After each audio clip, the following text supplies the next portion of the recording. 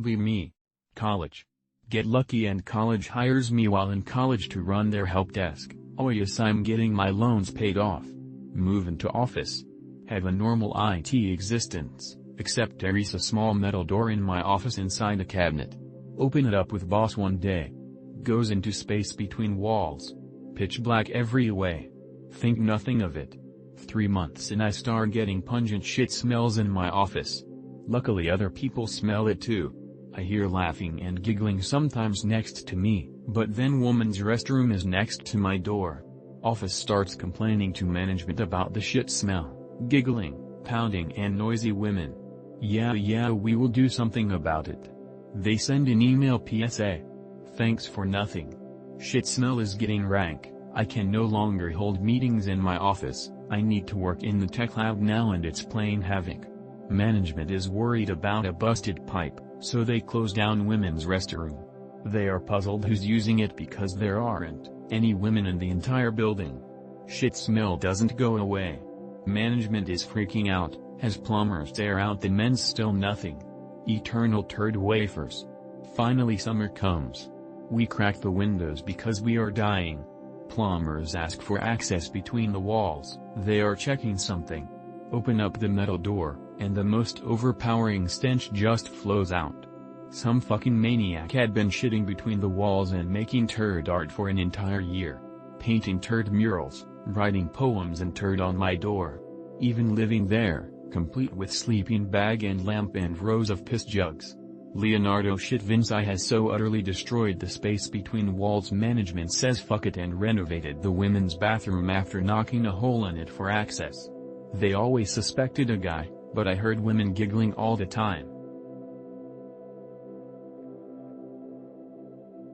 From the archives. Be me 3 months ago during Christmas alone. Lack an education, dropped out at grade 10. Have no job. Have no car. Have no GF. Have no future. Out of shape and deeply unmotivated. Masturbation addict. Addicted to terrible junk food and soda. Thank God I never got into drugs and alcohol. Near suicidal for the first time in my life. Wake up one day tired of my situation. Go on /x/c/loa/. Start doing some of these techniques. Read a bunch of the books in the op, thanks to Keshi. Fast forward to now. Finally got my education after years. Finally learned to drive and got my license. In the best shape of my life. Have an easy good paying job, friends and in the process of getting a girlfriend, SP, I already have her smile. Actually excited for my future. Thank you for saving my life lads. Go through your lives with my blessings and I want you all to know that you changed me forever. Be me, browsing /x/late at night. See thread titled Demiurge Revelations. Intrigue.jpg. Open thread, expecting spooky stories. Instead, it's an anon claiming to have summoned the Demiurge. Yeah right. .png. Anon describes elaborate ritual involving candles, incense, and ancient chants. Claims to have felt a presence, a cosmic force in the room. Anon's dog starts barking like crazy outside. Spooky.mp3. Anon swears they heard whispers in a language they couldn't understand. Room gets colder, despite the heating being on full blast. I'm getting chills just reading this. Suddenly, Anon's computer screen flickers, glitches out. All they see is a single message, I am here. Nope. .gif. Anon nopes out of there, shuts down computer, and hides under their blanket. Swears they won't mess with cosmic forces again. /x/ collectively freaks out, starts speculating about what Anon unleashed. Is it really the Demiurge, or just a troll? Who knows, but I'm sleeping with the lights on tonight.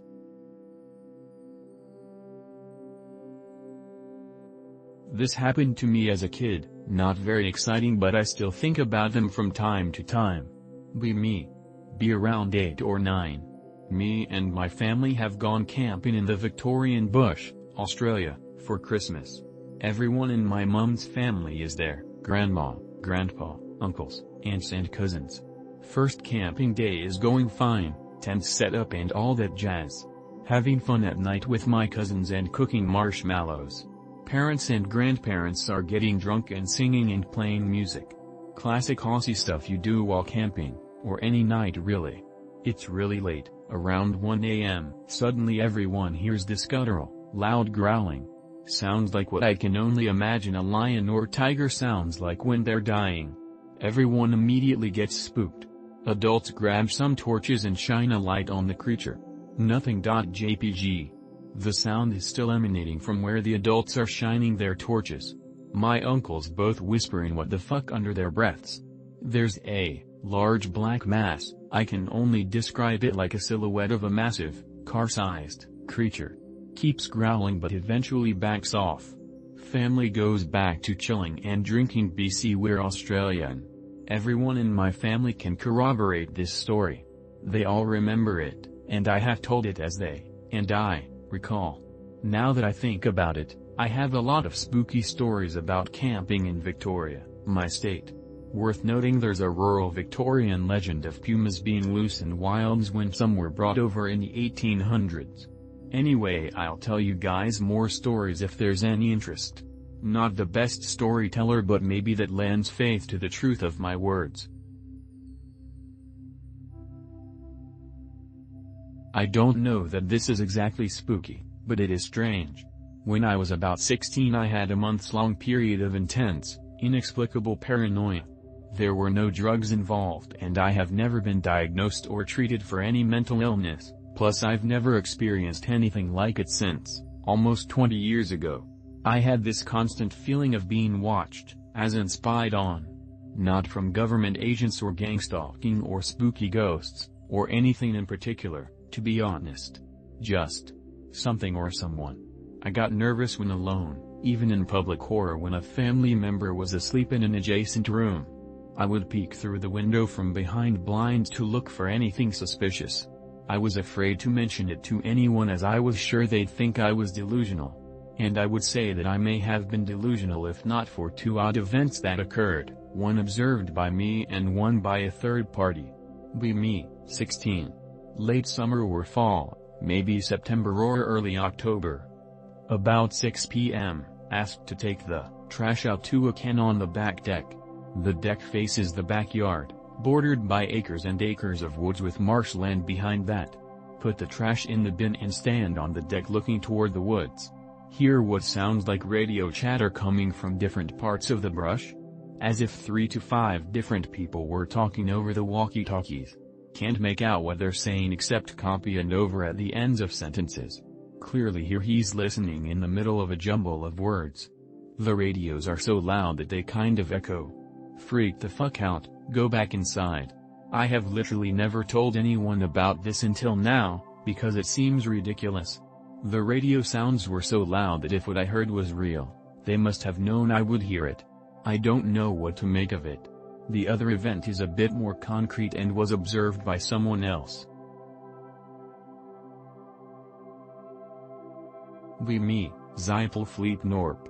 Offer 100 Mac roars of servitude to Giamses. Disintegrate and merge back to the conch soil awaiting rebirth. Wake up. Strange ugly creature with long protrusions starts talking in an undecipherable language. Bangs a loud noise, suddenly teleported. Infinitive altered everywhere, feels about as warm as the incubation rooms, mildly uncomfortable but whatever. See another strange creature, somewhat less ugly but with even more protrusions. Go up and ask Zebaduwap Leebal? No response. Looks at me strangely, no response, leaves. This is the rest of my life.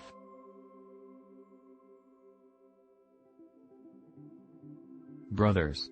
Is there some hidden truth that it's impossible to ejaculate if your intention is so?